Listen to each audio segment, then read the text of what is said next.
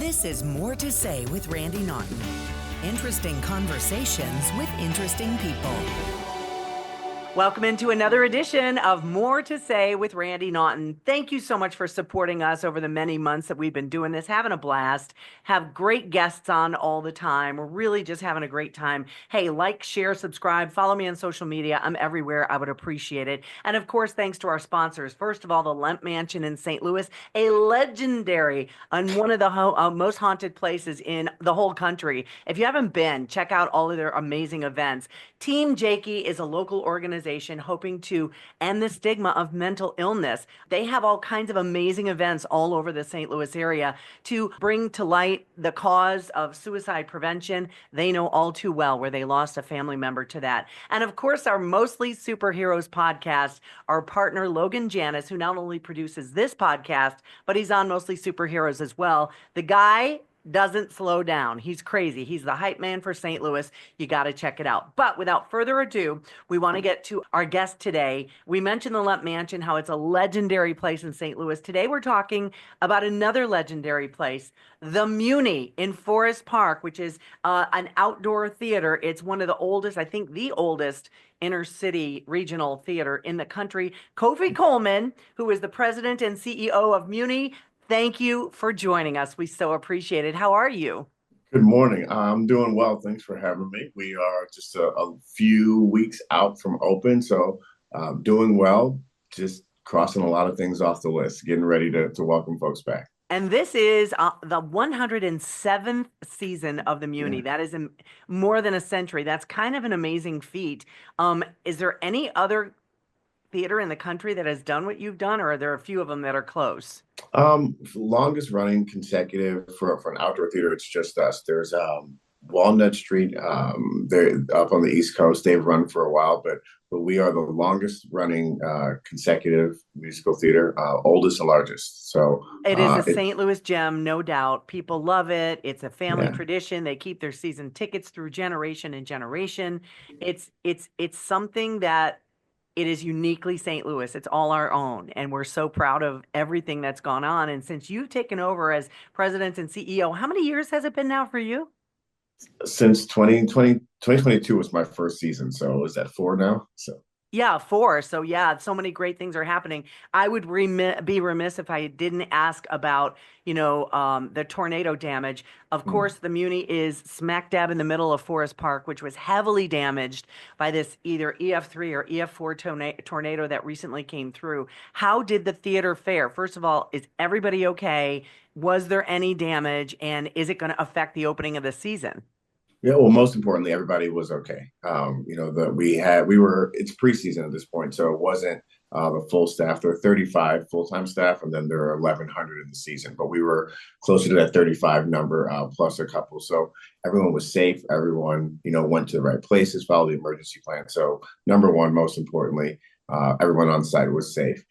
There's some damage, not to what everybody thinks of as the theater itself, the seats, the stage. That area is all okay. Some of our satellite areas, so the Purina Plaza on the west side, then behind the Culver Pavilion, there are trees down everywhere, and that's true of all of Forest Park, not just true of the MUNY. So there were some areas that were hit by those trees. Some of the pre-show stages, the back of the rest of Culver Pavilion, all things that we can deal with. I think when you get in the car or look at the news and drive around the city, when you see the devastation of homes lost, neighborhoods lost, obviously life lost, it's a completely different question than what we're facing. We've got some damage, nothing significant structurally, things that we can clean up.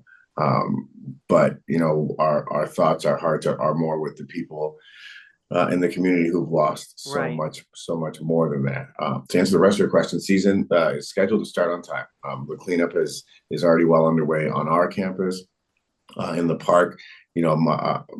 My hats off to the city, hats off to the Parks Department, Forest Park Forever, Greg with the Parks Department, Leslie, their leadership. They've gotten it's an immense ask to get this park cleaned up. It's a park we love, but they're already well underway. So we will open June 16th, and summer 107 will begin. That's crazy. And for those who don't know, Forest Park, where the Muni is located, is the largest inner city park in the entire country. A lot of people go, it's got to be Central Park. Nope, nope, it's Forest Park. And it's amazing with the bike trails and the ponds and the wildlife, and the zoo is in there, and the Muni's right there. It's just beautiful. Let's talk about the season.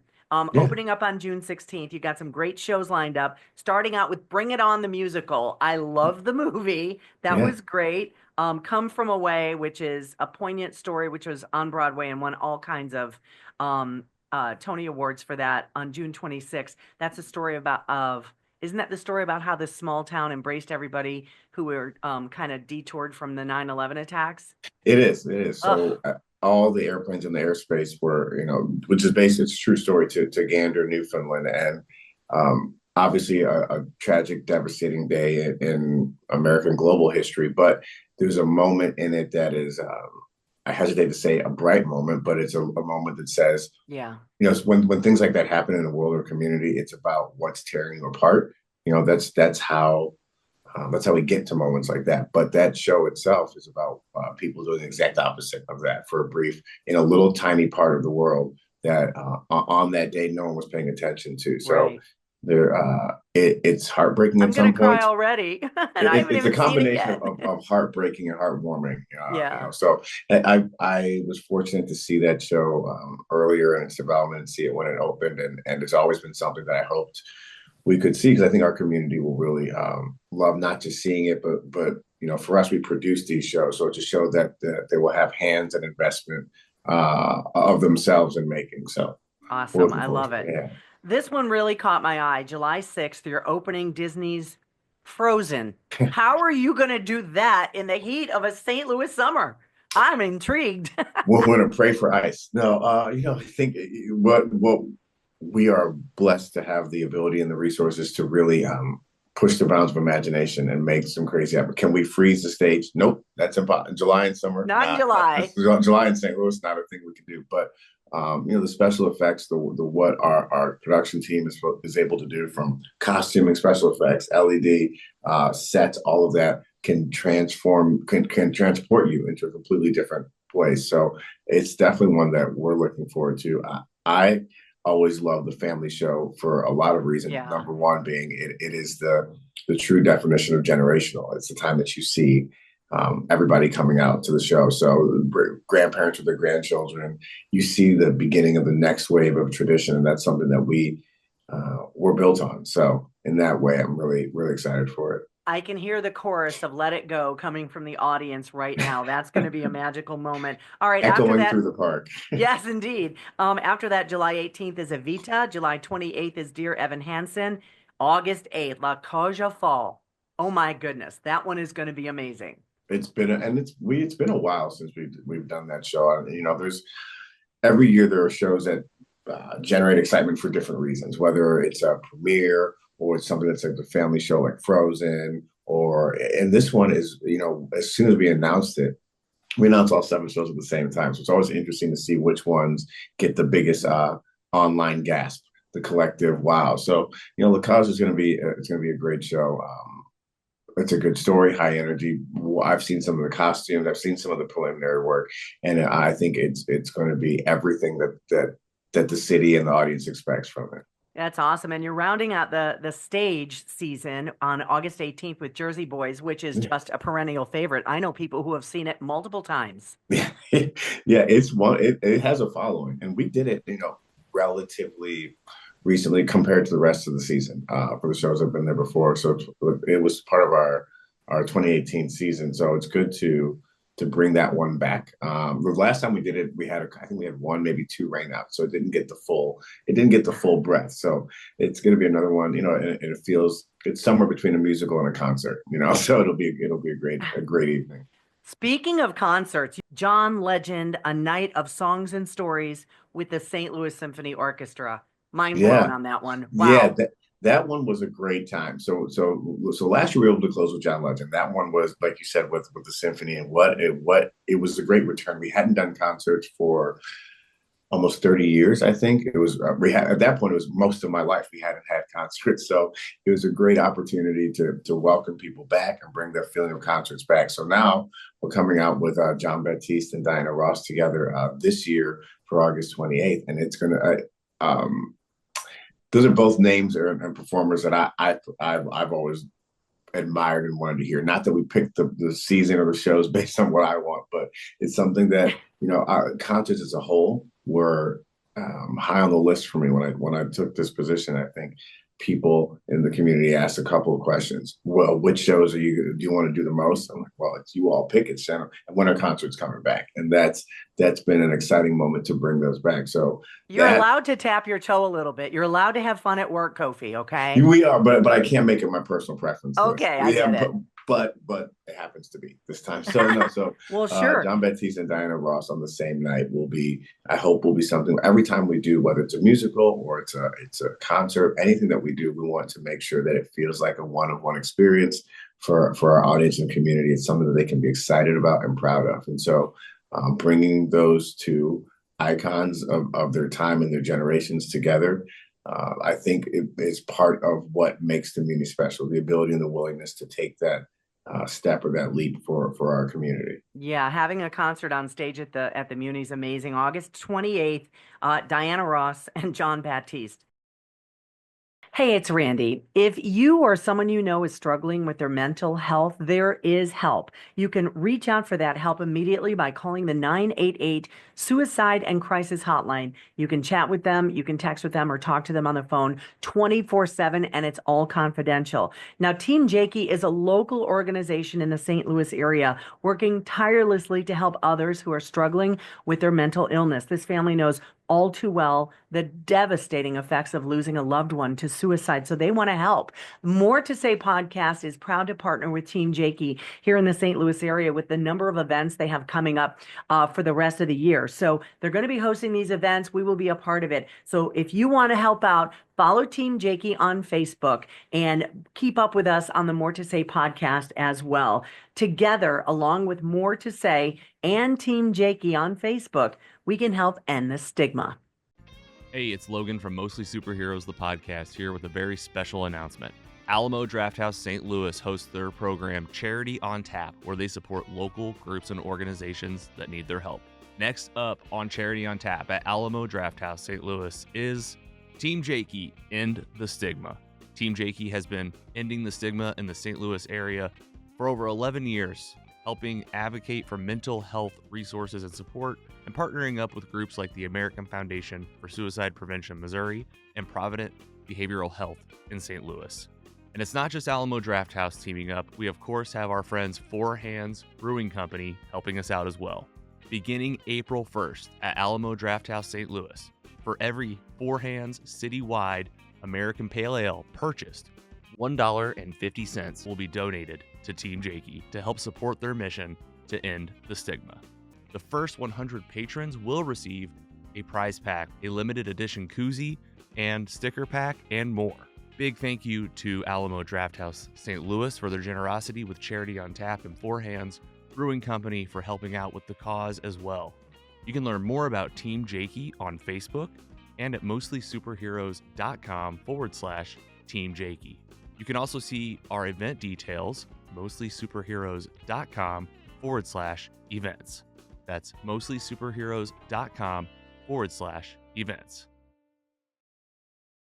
Hi, everyone. It's Randy Naughton from the More to Say podcast with another sponsor shout out. When is the last time you've been to the Lemp Mansion in St. Louis? Did you know it is one of the most haunted places in all of North America with an incredible history? It's a beautiful building, first of all, and they've got so many events. When's the last time you've been there? They've got boozy bingo, holiday brunches, events like weddings and parties, a scavenger hunt, overnight stays, if you dare, Spirit with the Spirit tours, and their legendary all-you-can-eat family-style fried chicken dinners on Sundays.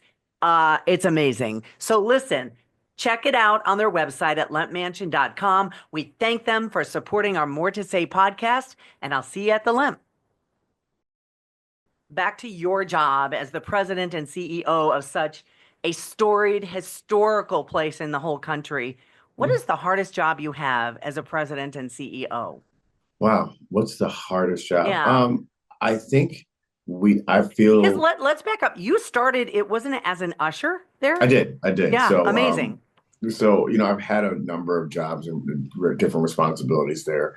What's hardest about being president? I think, I would have to say that I see my job or our job as a Muni is as fulfilling this promise or commitment to our community, to represent this community at a high level on a national scale when you talk about musical theater and performing arts. More importantly, to serve this community in a way that they feel like this is their theater. It's a place they want to be. It's a place that's interesting and exciting to them. And making sure that you've achieved that is can be challenging, not in a bad way, challenging in a realistic way, Yeah. because we are as people hyper specialized or sensitive to what is our thing, what represents me, what makes me happy, what fulfills me, what fills my cup. So when you have 7 or 8 weeks to make sure that you are achieving that in a way that's interesting, exciting, that is engaging, that's probably the hardest part. Not because you don't want to, but because you always wonder, who did I miss? What did I miss? Which way, which story is not represented on the stage. So I think Right. that's it. But when you compare that to everything that is a gift or a dream about doing this job, nothing's that easy. So it's one challenging part that is a responsibility, but also I'm proud of our ability to achieve that. And when we do think that that's what makes this place special. I think that's what makes this something that St. Louis is proud of. Yeah, self-satisfaction is a factor at work because if you're not happy with yourself and the work you're doing, what's the point, right? So Yeah. bravo to you, sir. That's awesome. I know a few years ago we got all excited because the Muni was getting new fans, those big old monster helicopter propeller fans or whatever they were. Yeah. What can we see aesthetically when we return to Forest Park and the Muni, besides of course, all the downed trees, but what about in the theater proper area where anything new there with concessions or aesthetics, things like that? Yeah, absolutely. So we're finishing the renovation of the Kiyumjin Plaza. It's the plaza at the top of the hill behind the free seats, between the parking lot and the free seats. It's one of the places where we hold pre-show entertainment. When, as folks know, the meetings have these 1,500 free seats since day one, and people line up pre-show. So we've made some significant improvements in that area. The Kiyumjin Family Foundation made a generous gift. So the biggest thing you'll see is that small, like, rock house restroom that was there Right. previously is now a much larger structure with an adequate number of stalls, ladies and gentlemen, because those lines were getting a little long up there. So it's Don't I know it as a woman? Come on now.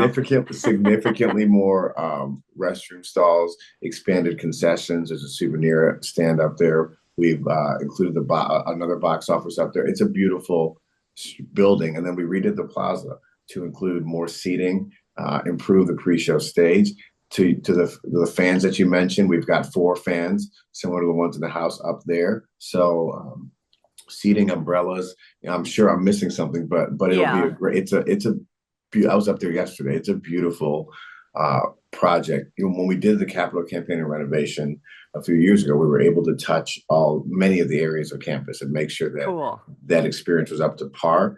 But we hadn't gotten to the top of the hill. And it's important for us that people coming in from the back have the same level of experience of people coming in from the front of the side. I love it. So, Can't wait to see it. Now, I probably buried the lead here, but you guys recently got huge news from the American Theater Critics Association.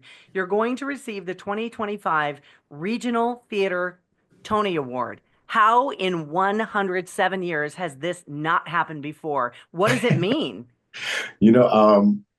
I can't speak to how it's not happened before. I can say that it happening now is a culmination of 107 years worth of dedication and work. So while our wave or our generation or our set of people who are here get to be the stewards of this at this moment, it is definitely a result of a lot of work that's been put in. What does it mean? It means that I think these people of this community should stand proud that a theater that they make possible, because this doesn't, if 11,000 people a night don't come out, there's no point. right? So they come out, they've invested in this place, and to an extent that on the highest levels of the business that we do, we've been recognized for the quality of work and the depth of the relationship with the audience that we serve. And so, in that way, it's everyone's award, it's everyone's recognition. I'm grateful to be here at this time when the Muni is being seen at such a high level in such a positive way. It's been a tough few years in performing arts in the world, post-pandemic recovery. This is one of the slowest things to recover, but we exist because St. Louis says that this is something that is important in the summer tradition. And the folks that decide who gets the greatest trophies in musical theater has decided that it's time to recognize the Muni's work. So, well, that's awesome. Congratulations. That must make you so proud. For those who may not know, if you can, I might be putting you off on the spot here. If you can kind of remember and recall a laundry list of some of the huge stars over the years, over the decades, who have performed on the Muni stage. Oh, I mean, it's a list. I mean, you can go way back and you can say, not way back, I guess, the Cab Callaways, the Pearl Baileys, Morgan Freeman, John Travolta, Michelle Williams more recently. And we have stars from across generations. Jennifer Holliday came back to reprise her role as Effie White, and we did Dreamgirls 2 years ago. There are Broadway stars that are current, like Jessica Vosk has become I wouldn't say a staple, but we almost claim her as a St. Louis, and she's on our stage enough time. John Riddle, you could go through a list, but the people that are the best in this business, regardless of how much work they're doing on Broadway or on TV or film now, the fact that they take an opportunity when they can to be here and share their talent with this community. Sometimes they say that the Muni is a bucket list in that way, that if you're a theater performer, where else are you going to perform for 11,000 people in a night outside in an environment like this? So it's been that list of people and the length of that list is something that I think pays tribute to what this theater means.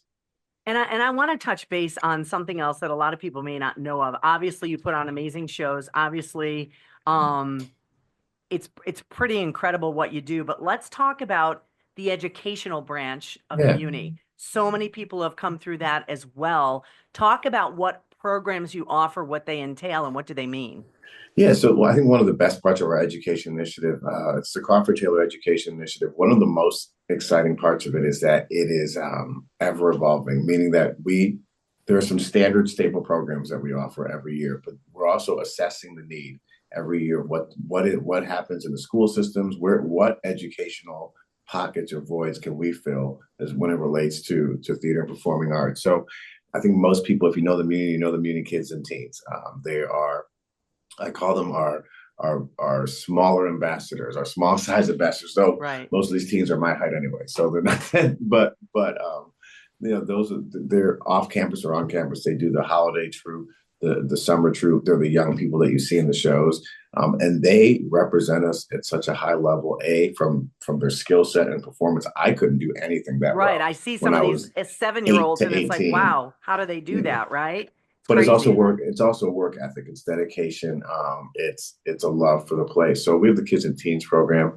We a few years ago started having education workshops, and the kids and teens are young people that can perform at a high level. Some of these other workshops are for young people who think they might be interested in theater, or they want to learn and see, hey, could I do this someday? Sometimes could I audition? So having those that has been an exciting part. We have a technical theater training program helping young people learn some of the trades that support this business. There's an incredible internship program that welcomes 40 plus young people from across the country. We have an intensive for some of the high school juniors and seniors who aren't from the area, from across the country, that come in and perform in the summer. The High School Theater Awards program, we participate in that. We do it, and there are a lot of smaller things. Our education team will go into schools and help them develop a musical theater program or a musical theater show that they just don't have the resources That's awesome. to do that. Yeah, so anytime there's 10 to 12 programs running. It's an incredible team. It's a way for us to reinvest in the community around us. There is so much. In fact, if you want to read about all of it, I spent a lot of time on the education page on MUNY. It's MUNY.org, right? Yep. On MUNY.org yesterday. And I'm like, wow, you guys do a lot. And again, you get these 7-year-olds and these 6-year-olds, and how do they learn to sing and dance like that? It's amazing, the talent at that age, but it's not only what they have now, it's what they possibly could develop in the future. So I'm sorry, go ahead. Oh no, so we're trying to develop them as people. We hope some of them end up on stage, but we hope that whatever they do, they've learned teamwork, cooperation, and confidence in themselves. And you see them, whether they're a theater star, a lawyer, a doctor, they're on television, they end up running a theater, whatever it is. We hope that we give them a foundation. It's a gem in St. Louis, and you're at the helm, and we appreciate your leadership.